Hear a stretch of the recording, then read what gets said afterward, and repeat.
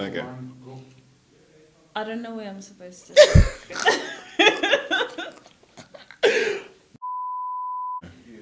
Oh, okay. Oh, sorry, now it's recording. Does my hair look okay? It always looks lovely. Your hair is always nice. Hey, yeah, come on, nah. 5, 4, 3.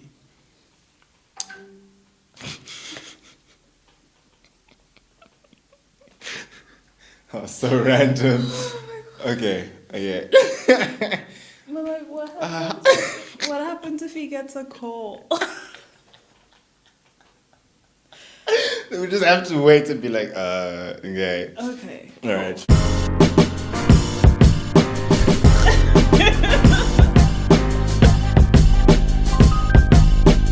That's what I thought you said. Yeah,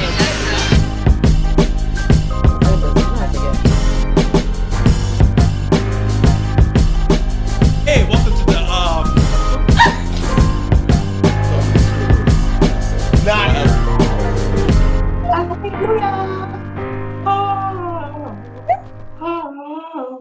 Welcome to the Middle of Podcasts. This is a podcast about the journey of life. Essentially, just, the middle of it, how the ups and downs, the highs and lows. I'm your host, Mako Mborero.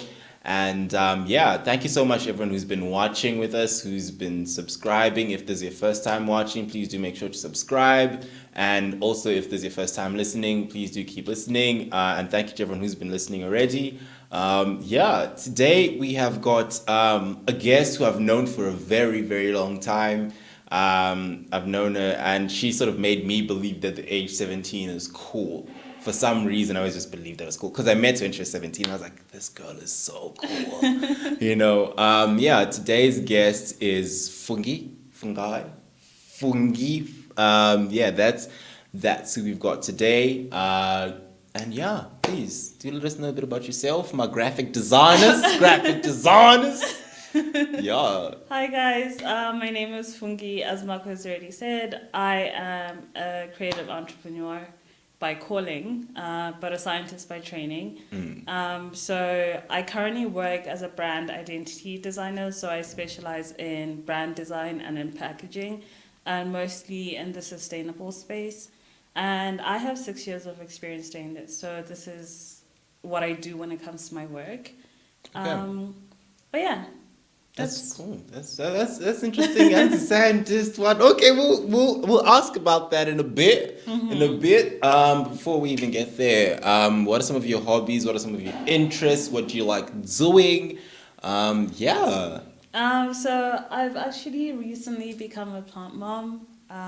Hey, what are your plants called? As in their actual names or like the botanical names? No, their names. So there's Rosa. Okay. What kind of plant is Rosa? Rosa is a fuzzy panda plant. They have like these like really amazing like velvety leaves. So that's Rosa. And then I have Dory. Dory like from Finding Nemo. She's a string of fish. And Dory is like the MVP of fish characters in any movie. That is very true, though. At any given time, Dory is like, the one. Yeah. Yeah. And then I have Minnie, who's actually a monstera. So she's big, but her name is Minnie. Because That's a bit ironic. Yeah. Yeah. Wordplay. Yeah, exactly. And then I have Josie, who is a dumb cane plant. Don't ask me why they're called dumb canes, but they are. That's a good, because I was like, what's up with that? Yeah. But yeah, that's what they're called, and she's like really big as well. So they have like these like strong like stems that look like sugar cane. Yeah. And then like big green leaves that have all these like white and green spots on them. They're absolutely beautiful. And then I recently got 2 new plants. And they are called elephant ears. Okay, yeah. Yeah. So they're also very stunning. Like I just like the shade of green that elephant ears are. Yeah, it's a really nice shade. Yeah. And they come in all sorts of different varieties. So you're going to get some that have like, the really like bold white veins, and then some of them have like these really cool like variegations on them. Stunning. You sound so hyped about your plants, am. yo. It's I'm like, so yo. my plants all day long, but no one cares about it. So I love it. You know what? With you talking about like your plants and stuff, I actually only have one plant. Oh, okay. But it's like I take care of that baby. Like I've got a mint plant. Okay. Right. So just this little like mint thing. Do you also just like put it in your? Yeah. Oh, yeah. Okay. So yeah, I mean like I like because I keep it in the kitchen. Like the sink is here and it's like right next to the kitchen. I mean the sink and so like in the morning sunlight hits it a little bit. Then I take it out, then I go put it outside. So I don't have like an actual like pot for it because they grow pretty like relatively quickly. Oh, okay. So for me, like initially I had it like in this like 500 milliliter like ice cream box thing, lunch box thingy, and then like I had there, then I had to transplant it into 5 liter, Oh, and now it's right, like filling up the thing. So now I'm like, okay, You've got to. Yeah. I need another like at this rate where we going, But it's so much fun, I'll take it outside, put it in the sun, make sure that it's getting enough sunlight, water Yeah. it, and I'm like, okay, this Yeah, is no, plants are great. Plants are. Yeah, and I wish that everyone thought that too. Yeah, mine are edible though, so I don't know. I mean, I'm not gonna eat my plants. I will probably die. Wow. Yeah. Eat an elephant ear, why don't you? Yeah. Yeah. No, that's cool. And I think if you do CrossFit as well. Yeah, I do CrossFit. So I've been doing CrossFit for for like 5.5 months now. Sure. And it's been good. It's Yeah. been good. I really enjoy it. It's mentally challenging. It's also physically exhausting. I've had to relocate my soul many a time. And it's always so funny. On the way, you're just like, where is it? Where did Yeah. it go? Where is it? Exactly. Guys. And like, what's always so funny about it is that we sometimes get people who walk past the gym and they're like, wait, are there actual people in that gym? But you're like, no, we are there. We are just on the ground. We are struggling. The workout is over, but we ourselves are also over. Yes, everyone's lying on the ground because you're just trying to remember how to breathe again. So And you're both it's- asking yourselves, did we finish the workout? Or did the workout finish us? Yeah. So it was actually quite interesting because I want to say 3 weeks ago, I may be wrong, but it was in March sometime, we did the CrossFit Open. Okay, yeah. So what that is for... The challenge. Yeah, for those guys who are not familiar with CrossFit. So they're the CrossFit Games, which are like the Olympics of CrossFit. So Come on like now. your top Yeah, athletes in my the world medalists. are the ones who are going to do that. That is obviously not me. Right. Yet. Ever. Oh, wow.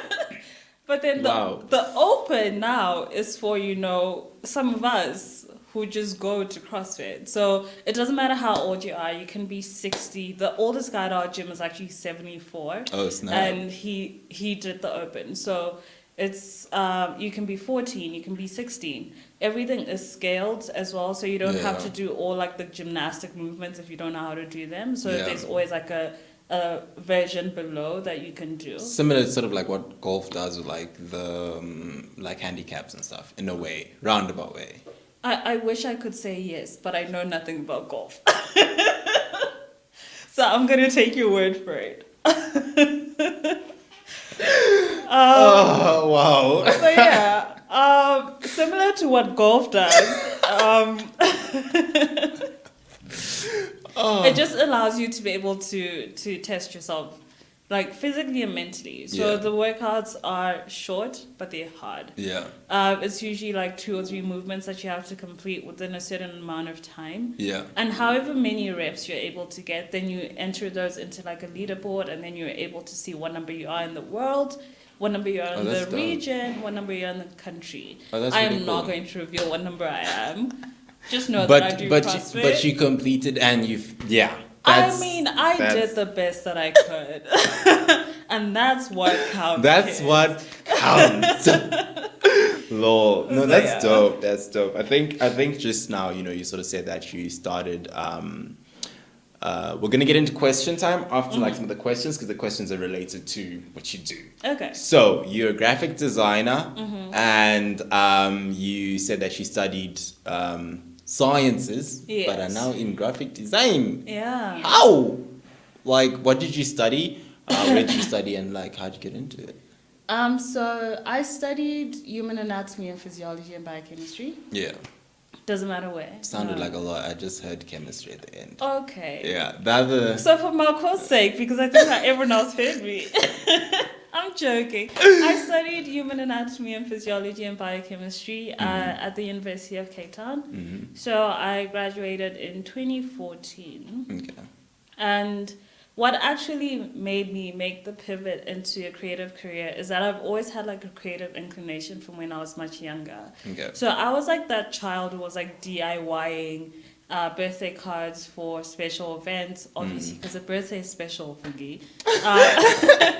Yeah, I that's was a like, regular, you know, whatever. Yeah, so I was thinking, what other special events and like graduations and stuff. So even from like 8 years old, if my cousins were having something, I would see what I can make with my hands to gift them, Yeah. as opposed to actually going out to And spend like- the little allowance that I had to buy something for them. Yeah. So with time, it's not to say that I was actively pursuing anything creative or It art. was just something you did. It's just something that I did.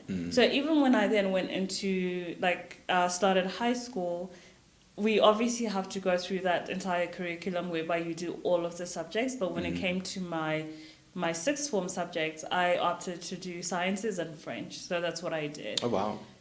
So then when I went off to uni, like I said, I studied a double major in science and then I graduated. Come on, Andy, not one, two. Not a singular, a double major. A double. A double major. You're so extra. My goodness. Yeah. So then, as I was coming out of graduating, like I think the biggest frustration that I had was that at the time, it may still actually be the same in the sense that finding a job is not something that's particularly easy. Yeah. And more so, finding a job within your field is Yeah. even harder. So I was sending out emails and, you know, just going out to different places and reading the paper just to see what sort of opportunities were there. And I applied for all of them. Yeah. All of them. And I would open up my email inbox. I'm like, okay, so there's no response today. Oh, there's no response today. Let's check in a couple of Yeah, hours. and then you're also like following up to say, oh, Hi, by the way, you know. I just wanted to write to you and find out if you received my application. Right, and this was weeks and weeks on end. So I then said to myself, hey, you're sitting at home. So what is it that you can do to at least upskill? Like, what can you teach yourself whilst you're waiting to get a job? Yeah. So this was probably 3 months in, I'd like to say, from me trying to find a job. And I do not know. I cannot tell you what it is that actually made me gravitate towards wanting to learn graphic design. Yeah. But you just found yourself there. But I just found myself there. But in hindsight, I'm probably like, okay, maybe it's the creative arts and inclinations that I crafts, the had little already. cards. But I didn't really know anything about the industry, how people make money from it, like what you actually do within graphic design. Yeah. So I started going on YouTube like every single day, and I was like watching like these YouTube is such a great teacher. It is. It is such a It great is, teacher. it is. Like, wow. And I would recommend that if you're wanting to start out, like use all the free resources at your disposal before you even start thinking of purchasing anything. Yeah. So I was doing these little like Photoshop tutorials and like, which is what I learned first actually. Photoshop. And it would be like a 6-minute tutorial that would take me like 25 hours. Because you know you press play, pause. Okay, Yeah. wait, what did they do? Okay. Oh no. Yeah, and then Oh. you gotta like rewind. But I'm like, okay, I am doing exactly what What you're doing. But it's not coming out Why the does it same. look different? Yeah. Like, what is this? So that was my life probably for like the next couple of months. I eventually did get a job. So I had like a regular day job in the educational sector. So I was now doing like learning graphic design on the side and going to my job, which I absolutely loved.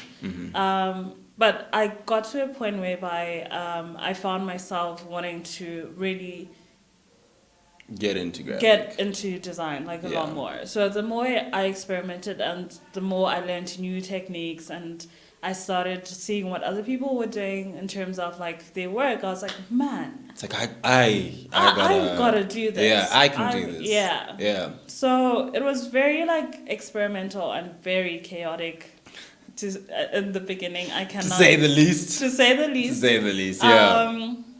but with time, I mean, obviously over 6 years, I've come into my own. But it was actually quite funny because I discovered one of my very first Instagram design pages like a few weeks back. Yeah. I was trying to like log into this new account thing that I did for something on the internet. Yeah. And then they're like, oh, like we need access to your Instagram. I was like, yeah, sure, because you guys steal our information anyways. So like you're just asking for formality's sake. Right? Yeah. Yeah. So I give them access, but what I don't realize is that it's taking me back to my old like mailbox Yeah. that was linked to my old Instagram. And I had no idea that it still existed on the internet, Mako. My goodness. So then it knocks me in. I'm like, hold up. This is not my Instagram. This looks foreign. And I'm like, Hey, did I type my email address properly? Like, what? I was like, what? Oh, okay. That's where we're coming from. Yeah, growth is a good thing. It's a good thing. Anti-growth is a good thing. Oh, it's a lovely thing. Yeah, It's so beautiful. Yeah. It's so beautiful. So then I then did, because now it's the advent of TikToks and Reels and stuff like that. So you know that, oh no. Yeah. Oh no. Yeah. So I was just like, oh man, like I'm in a really like jovial mood today, and I think let me just see how fun this is gonna be. So I did it because it was fun for myself to see my growth. Yeah. So then I made like a little collage video montage. Don't come for me. I don't know what the technical term for it is. I think video will suffice. And then I put it up on my Instagram story. Mm-hmm. And the number of DMs that I got, obviously, first of all, people were laughing at me, right? Someone actually went to say, oh, blood of Nebuchadnezzar. I was like, what? Yeah, this is that water that we spoke about. We gotta sort this water But I'm still good for now. before you start.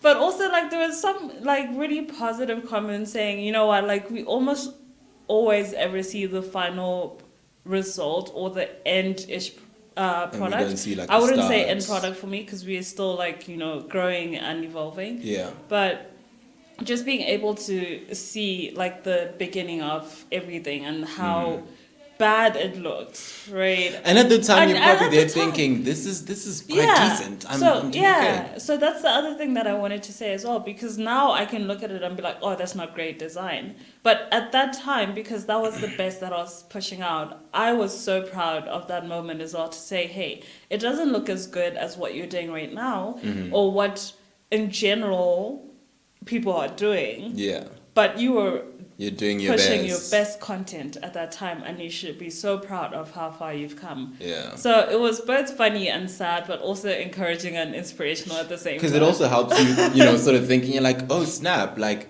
I can, like, there's more I can do, you know what I mean? Because you can see yourself right now, you're like, I'm doing pretty good. And you're like, oh, wait, I thought I was doing good then, which is cool, because then I genuinely was doing my best, which is great. But also when you do your best, it shows that there's room for more. Exactly. And you can keep improving, which is also pretty good. It's pretty good. It's pretty dope.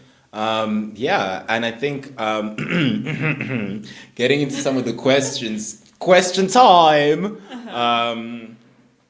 Some of the questions that people have asked are, so we just like did a whole thing and we just asked people like, okay, fine, what do you want to know? The new segments. So yeah, if you want to ask questions for any of the future guests, make sure you follow Team Middle O Podcast on Instagram, or you can follow my account, Mako_Cads, and then I'll put up questions before.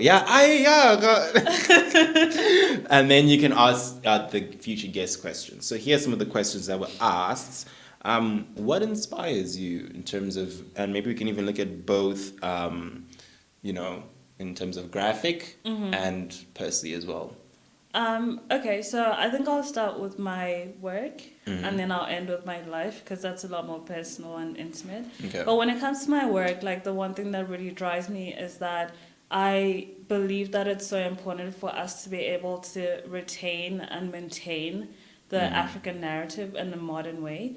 So when you look at a lot of design systems, what actually happens is that it's mostly influenced by the West. And that's not a bad thing, because, there's very minimal, very, aesthetic, nude sort of neutral tones and the tones like. and designs are absolutely stunning. Yeah. But what lacks more so when it comes to identity systems that are being created out of Africa is the vibrancy and the colors and the stories. Because a lot of it is it's popping, the designs are, and you're like, rats. Yeah. You don't even need to look twice to know, no, that's an African design. Exactly. Like So we see it a lot in illustration, we see it a lot in fine art, but when it comes to actual identity systems, so let me just break that down. So logos and assets supporting logos. So whether it's then going to be your packaging, whether it's going to be your stationery, collateral, whatever that is, it all tends to follow like one sort of mold, whereby it may be, again, like I said, heavily influenced by the West, or it's just not what it should be. Yeah. And I'm not going to get into that because I don't want to seem as though I am bashing anyone or hating on. I'm joking. or discrediting anyone because design is subjective. Yeah. So what really drives me is that I want to be able to elevate the African narrative. So if there's an opportunity for me to tell a story, whether it's through a brand identity or whether through packaging, that highlights some of the beauty, the culture, the heritage, like the patterns. Like when you look at the visual communication in Africa, it's absolutely mad, and how everything is just like so linked to each other and it's like so seamless. That's what I want to be able to do.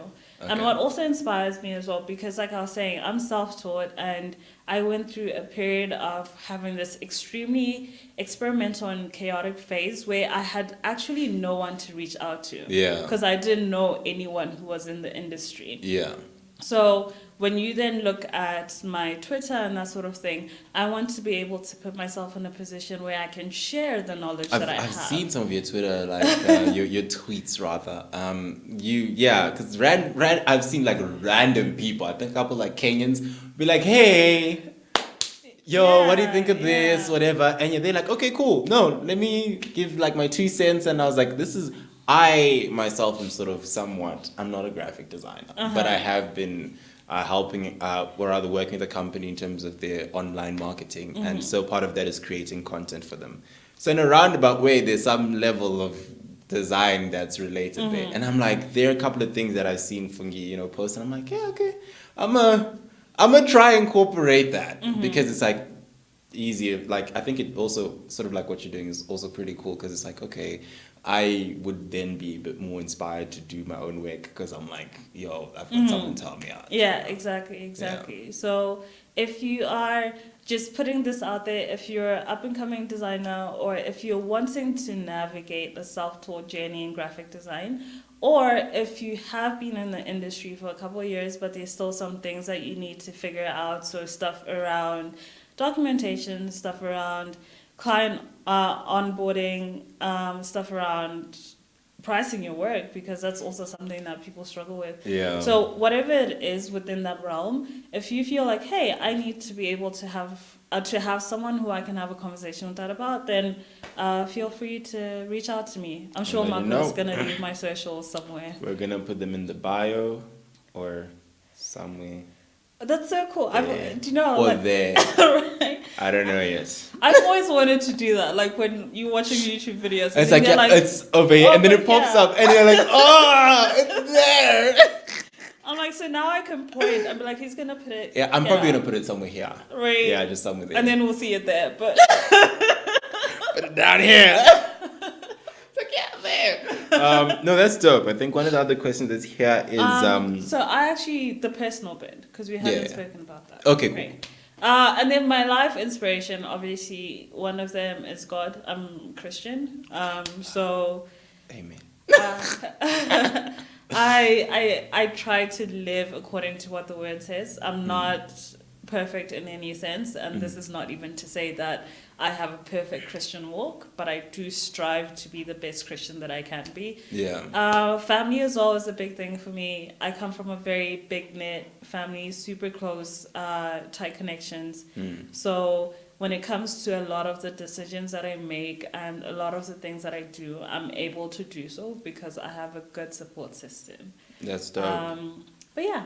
And how do you find sort of family and God helping you sort of in your journey from, maybe even like briefly, but like in your journey from graphic, well, from science to graphic, and even just in the graphics field, how do you find your family and God sort of helping you navigate the waters? The waters. It's all about the waters. You see, I think you said water, and then all of a sudden my throat. Safara, I hear you. I need to get water for the guests. Okay. So more so when I look at my life journey, so some things that are personal to me that have happened and how I've landed in this position whereby I'm doing full-time graphic design, I think all of that, I know for sure that it's the hand of God. And the thing is, when things are happening in the moment, we don't really have a full grasp or understanding of why they're playing out the way that they are. Yeah. But once you've actually like walked a little bit and you have the privilege of looking back, you're like, man, I didn't even like think about any of this, and I didn't even orchestrate any of this. But somehow, somewhere, all things work It just together for the happened. good of those who are called according to His purpose. Amen. Amen. Amen. Amen. Yeah. So, yeah, and I'm sure you've had those moments as well. Oh, But definitely. you can't put one and one together to be like, but I took a short left and then I did that. And then You're just like- and then it's like, oh. It's like, It's only like in retrospect that you're like, oh snap. yeah. That's why that and that and that happened. Yeah. So that's one of the things. And then there are obviously like active things that happen in the present moment whereby you're like, oh man, there's no way that I would have Done made that. it. Yeah. Yeah. Right. Yeah. And with family and God coming together, because obviously family is an extension of God's love as well. I think it's still those kind of moments whereby you're able to fully do what you need to do because you know that your family's not going to judge you. Yeah. They're not going to criticize you. They're not going to make you feel like your decisions are not good. Yeah. But they're going to try and understand why you're doing what you're doing and Yeah. why you'd want to do what you're doing Yeah. and see how best they can show up for you. So That's I great. acknowledge that it's not something that everyone has the privilege of having.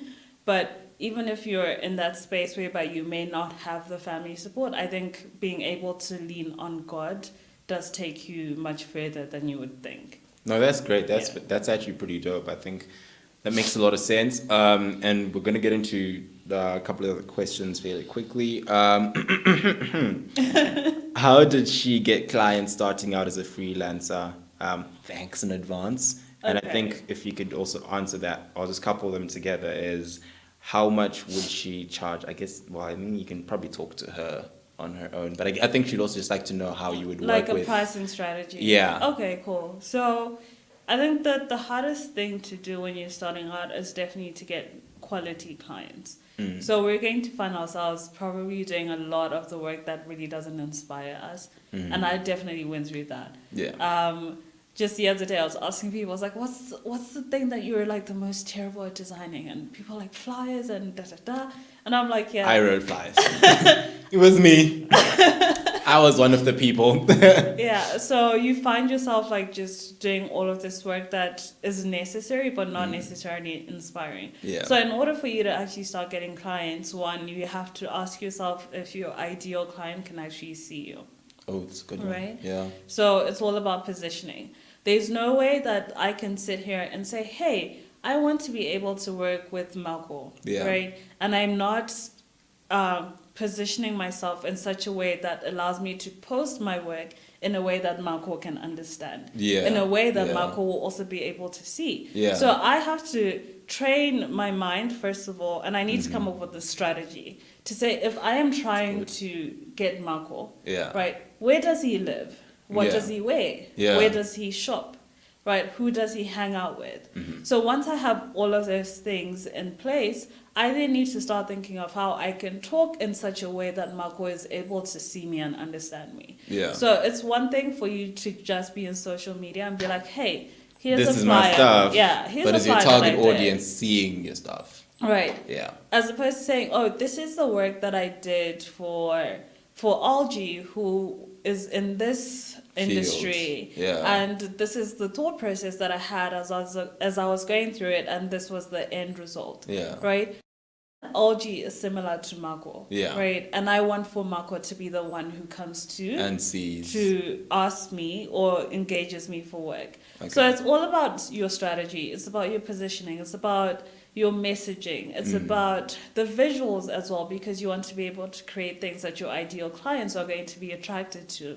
It's also about your online presence. So where are you? Where are you marketing your work? It's one thing for us to put ourselves in a position whereby we depend on word of mouth and referrals. It works locally. It does, right? yeah. Because my next door neighbor can say, hey, I know Fungi I know does Fungi this. does yeah. design. But if you want to go international, there's a bit Exactly. more. So someone who's in Germany, someone who's in Poland, someone in the US is not going to know that up until they actually find you on the internet. Yeah. So whether you're on your LinkedIn, whether you're on your Instagram, on your Twitter, on your Facebook, on your Dribble, on your Behance, you don't have to be on all of them. I think that's social overkill, and it can be very overwhelming. It can But be, for like I sure. said, just find the platforms where you know that your ideal clients hang out and spend time there and post meaningful content. Yeah. And engage with your community, because over time you will actually find that, as opposed to you physically or socially, digitally, Engaging. what's the As word, long as it's right? engagement, it's engagement. Right? You will actually find people coming to you because they're actually looking for you. Yeah. That's dope. So yeah. And pricing? Pricing strategy is subjective, Yeah. right? There are different models, and I don't think we have enough time to go through all of them today. Yeah. But just to summarize everything, to say, when it comes to how you price your work, you need to consider how much you value yourself first as a creative. Right, yeah. Hi. Okay. Yeah, Okay. yeah, you definitely do, right? But also, considering your worth and your value also comes with being honest with yourself. There's no way that you can, on day one, of month one, of year one, of design. Tell about, I want 500 Yeah, right? per day. Because I'm going to tell you what the blunt truth is. Yeah. Clients also have eyes, yeah? Yeah. So they're going to be like, 500? 500? 500? Nah. Yeah. So, but this is not to say devalue yourself or do not feel confident to command those kind of prices, but honesty and authenticity is so important. So like I said, number one, how much do you value yourself as a creative? Consider your creative work not as work, but as a solution. Okay, that's Because good. someone is coming to you because To solve a problem. to solve a problem, right? So even if they're saying design a flyer for me, that means that they've got a communication problem that they need solved, right? That is good. So they need to I be mean, even able. economics, you learn that demand, supply. So demand is where there's a need Exactly. and want, and you supply. And that's exactly. So as opposed to just saying, oh, I can whip this up very quickly for you, right? It's your creative prowess, it's your intellectual property. You actually have to think about what you're doing. Come on. So that means that you have to value the work that That's you're true. doing, That's right? true. So don't go about and charge these ridiculously small amounts because you want to appease the public or you want people to feel comfortable. Yeah. Right? When we're starting out, I understand that we'll probably do that because we're trying to build Gain a quality, traction. gain traction, Yeah. build a quality client base. But as time goes on and as you evolve, you have to put yourself in a place whereby you're actually demanding a price that is worth what you are providing, so your value proposition, but also your internal value as a creative. Yeah. Because they wouldn't be coming to you If you're not good. if you're not good, number That's one, true. or if they didn't know that they needed someone to solve their problem. That's true. Otherwise, That's they would have just made the flyer by themselves. And but be they're done. not doing that, are they? Yeah. No. Right? So value Yeah. proposition, so what you actually present to your client, but internal value for yourself to know that, hey, the work that I'm doing is important and it's meaningful and it's going to solve someone's problem. Yeah, that's really good. That is I think that even applies to lots of other fields and industries as Yeah. well, and not just graphic. Yeah. And I think that's really dope. And I think, But I mean, obviously, then people then put creative work at the bottom because they're like, is it really that important? it is important. It is that important. It really is. And I It think is. one of the things that I was just going to ask is, I mean, I remember you were talking about, you know, I'm not going to expose your age. It's okay, guys. I'm 28. I'm a Libra. If that means anything to you, it means nothing to me. My birthday's in October. See? If you want to get a gift, just 1st of October, start sending. You don't need to know the exact date. Just start sending. Yeah. What I'm going to do is just also, I guess, for the sake of those who want to ask questions again, like I said, we're going to put, I think I've already put it up, her graphic design sort of IG handle and also her Twitter because she's active on both. Yeah. I've noted, yeah. Yeah. And I guess just sort of on the more personal, private side, I know that you were talking about, I've seen you post pictures of your dad squeezing some orange juice and everything. And I was like, that's so sweet. So you're still with your like at your parents' place? Yeah. How is that in terms of navigating moving to your own place? I mean, obviously, you know, given like the circumstances in Zimbabwe and everything, how has that whole process been for you? So like you said, I live at home and I'm proud of that. So other people may have the opinions about it. But it's much easier to navigate because then you're able to commit resources and finances towards building my business and other things that I'd want to do. And my parents have been so gracious because they're not in a hurry to have everyone move out. We're all girls, so they're like, you know, when we hear when we hear the cows mooing, then you can, then you know, maybe you can, you with know. the little thing.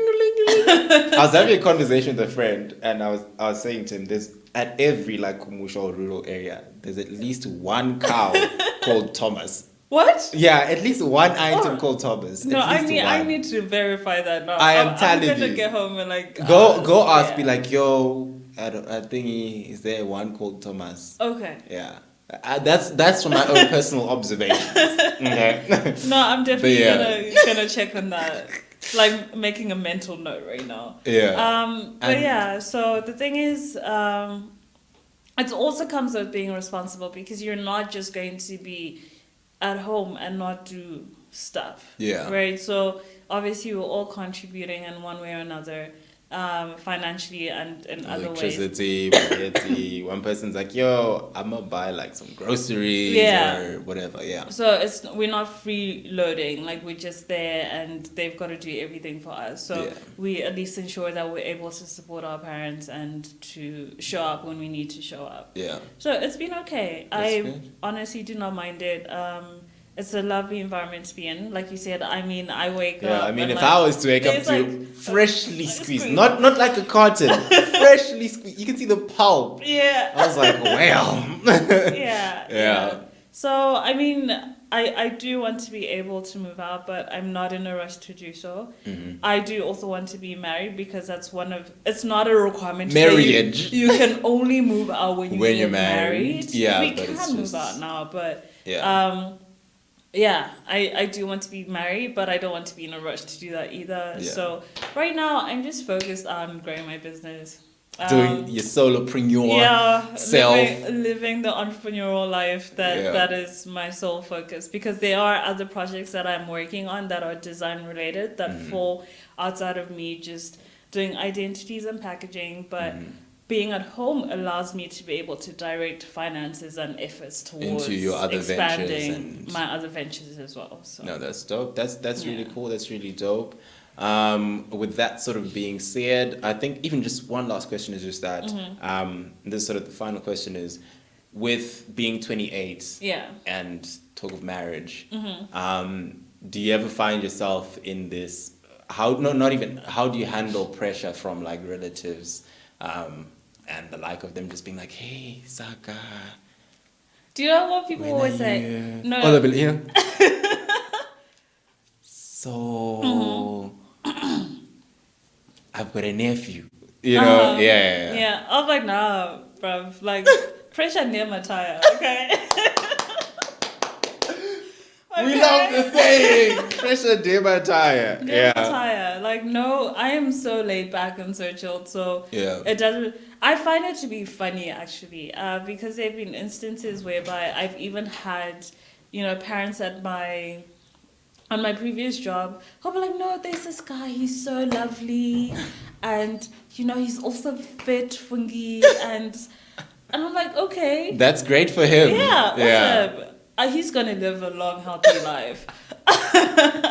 So you're sort of okay, and you're like, I'm perfectly okay with it. I mean, I'm in a relationship right now, and even still, sweet. there isn't any pressure for us to be like, oh, we must get married tomorrow. It's a conversation that we have, but it's not even anything that's tied to a timeline to say by 2023 December. If you haven't done 19. it, I'm moving on. No, not even like that. Super laid back. I believe so much in the fact that everything happens to us when it is meant to happen, as opposed to trying to rush it and push it and fix it and like MacGyver and Jingirisa. Nah, no jingirisa-ring over here. So we just, not to say go with the flow, but go with God's flow, I guess.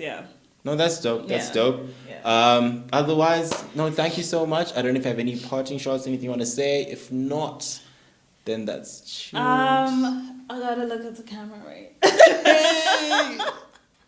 Oh my gosh. Oh, yeah. We love it, We love it, No, if anything, What should we wait? Oh, no. Also, why does it sound like a landline? I don't know.